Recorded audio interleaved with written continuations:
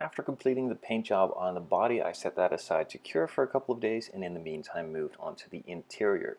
I first glued a couple of parts together which could be glued prior to painting, and also made some seams disappear by just gluing them, filling them up and sanding them smooth, as these are not supposed to be here, and it looks a lot cleaner once those are gone.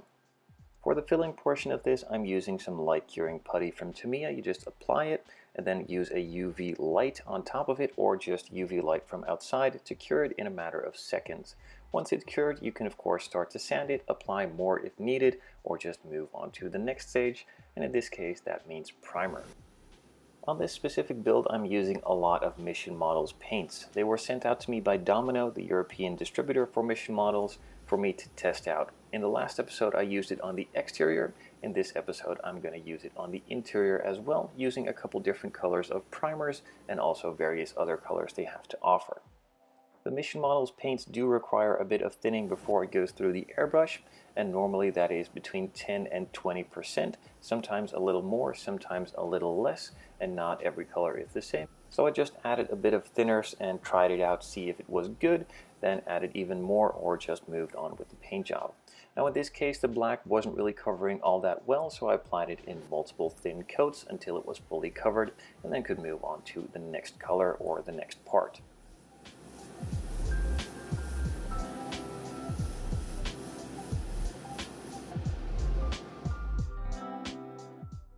The main black color that I applied to the interior pieces was still a bit too glossy, so I decided just to tone it down a little bit with some flat clear, also from Mission Models.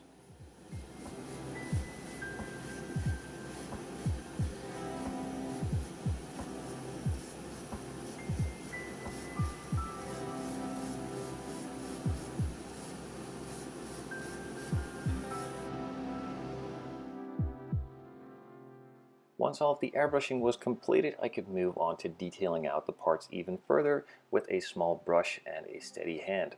On some of these interior panels there were some inlay pieces which I decided to paint in a gunmetal finish, just to stand out a little bit from the rest of the interior but not overdo it.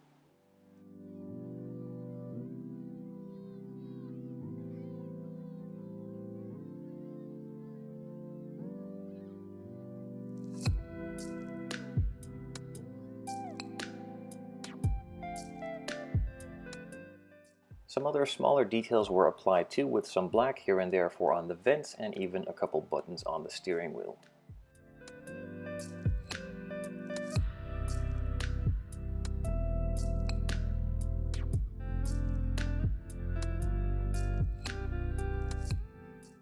Once the black has dried, I applied some red as well, just to make that button pop a little more on the steering wheel, and I decided to add a stop-start button as well to the dashboard.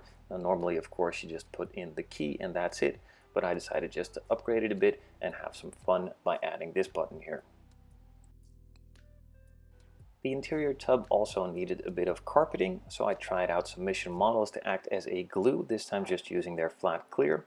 Then while it is still fully wet, I just apply the flocking on top of it and then let it cure until it is fully cured, and then of course turn it over to remove the excess flocking, and it is carpeted.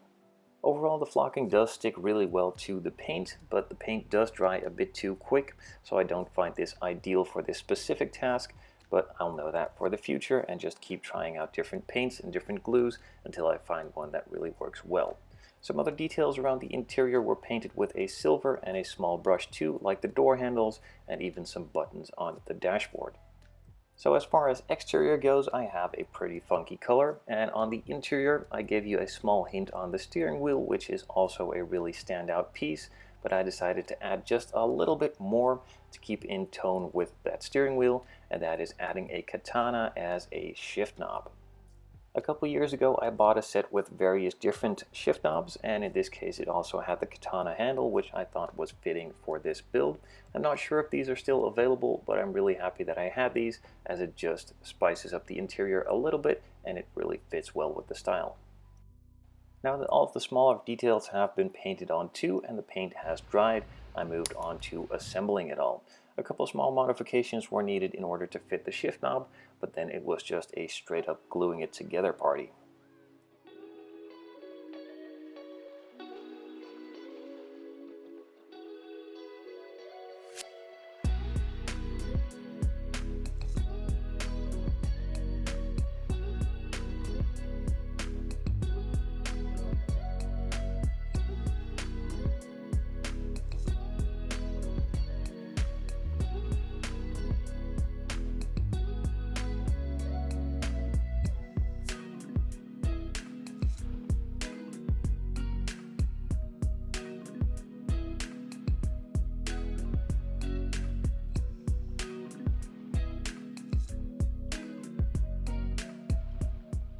With the dashboard in place, the interior is finished and I could move on to the chassis, going over it pretty much the same way I did with the interior, cutting all of the parts out of the sprues, cleaning them up a little bit here and there where necessary, and of course not overdoing it, as most of this will be hidden, so I'm just taking off the bigger bits and refining it just a little bit before moving on to the primer and color stage.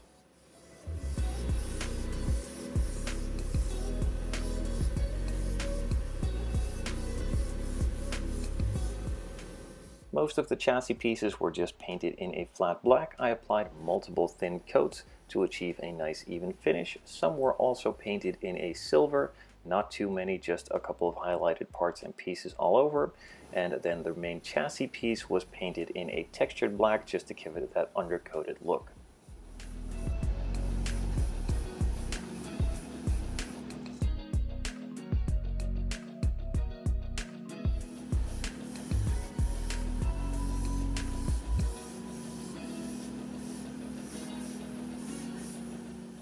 Some of the interior highlights, like the steering wheel, I really would like to match with the exterior but not overdo it, so I decided to paint the brake calipers in the same duck teal as I did the steering wheel. Some other components were painted as well with a flat black, and I did decide to weather it, but that is to come in the next video after the entire chassis has been assembled into the body, and that is in its final stages. For now, I just painted the exhaust in a silver to make it stand out a bit more and not just have it one black piece, and then could move on to assembling it all.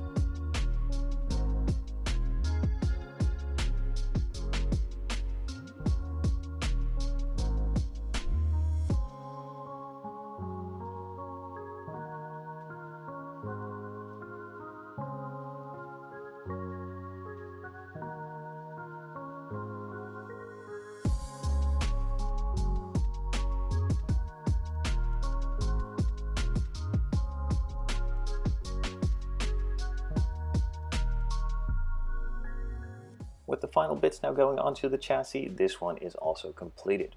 In the next episode, I will be polishing the body a little bit, of course adding a lot of details, and hopefully finish off this build.